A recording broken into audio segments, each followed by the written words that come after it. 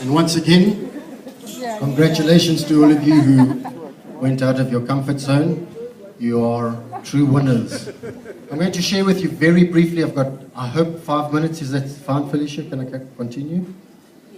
Yes. Great. It's hard to say no right there, isn't it? So I'm going to just take you through three things. The three things that will cause you the most trouble in your relationship and in your life. There's a drive in all human beings for money, a drive for sex or relationships, and a drive for power. Money, sex, and power are the three drives that cause us all of our pain. Did you know that more relationships, more marriages end in divorce because of money than anything else? Sure. So if you don't have a good financial advisor, I suggest you find one.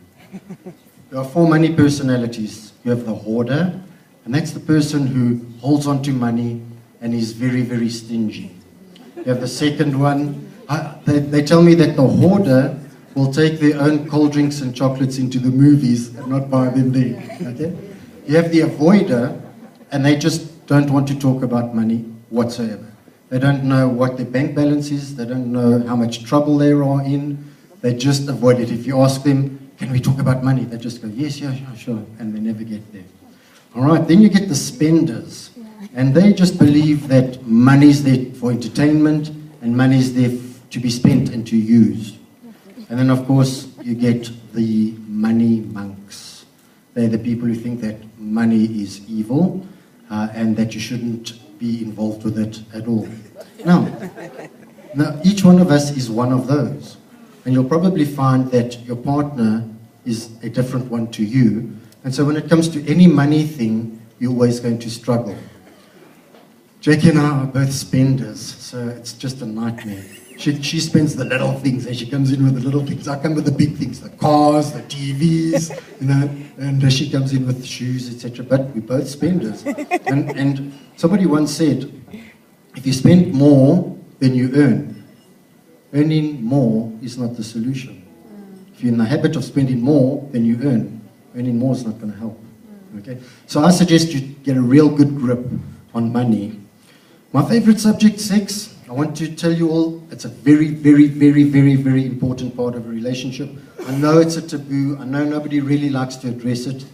But marriage is actually around sexuality, isn't it? I mean, the reason you married somebody is because you don't want anyone else having sex with him. That's not the reason. You kind of want to make sure he's only yours, right?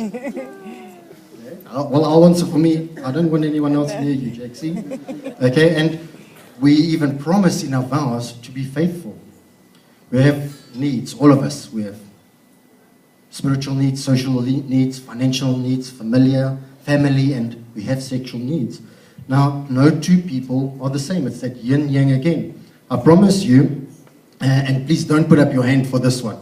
One of you wants more sex and the other one wants less. I've been in both of those relationships and they're both hard, difficult, okay? And over time, it changes.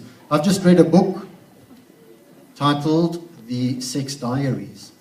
And what seems to happen, the author had about 200 couples writing sex diaries, what was happening. And what seems to occur in a marriage is that during the courtship phase, there seems to be an abundance of sex, and 5, 6, 7, 8, 9, 10 years later, the female libido seems to drop, and the man's kind of going, but that was kind of false advertising.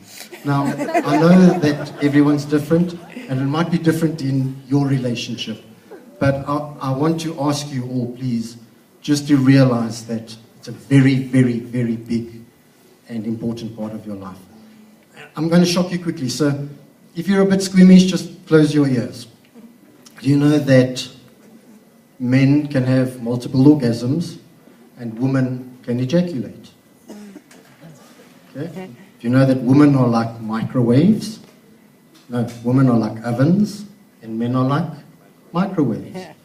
With an oven, you need to warm it up, cook the food, and then it cools down again. Okay? With men, you put the food in, turn it on. When it's cooked, it's off. It's cold, it's done.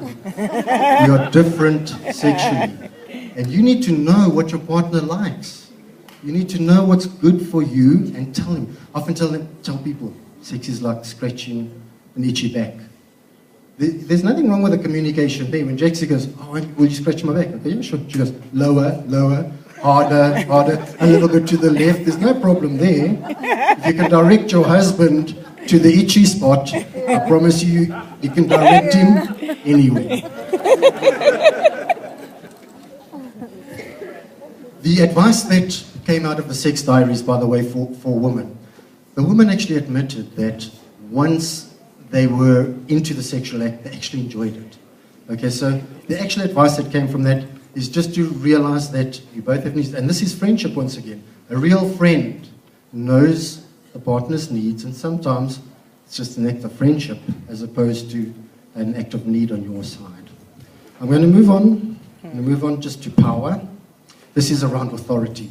This is Jackie and my biggest problem. I have no advice for you here because I really don't know what to do. I've pulled my hair out for 26 years with her. Okay?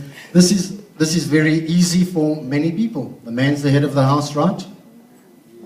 Yep. And then the woman's the neck and she turns the head. Okay? So I encourage you to look at transactional analysis, which is the parent-adult-child model. And I'm going to give you 3 scenarios. This is the worst, parent-child. And when you're patronizing, you're always going to get childish back. How many times do I have to tell you to clean the pool? You think after 10 years of being here, you'd know it has to be cleaned every week. And you'd think after 20 years of marriage, you'd do it yourself. That's the answer you're going to get. Okay? Where this would actually be the better one. Darling, please remember to have the pool cleaned before Sunday. As we're having visitors, and we all know how embarrassing it is when the pool's dirty.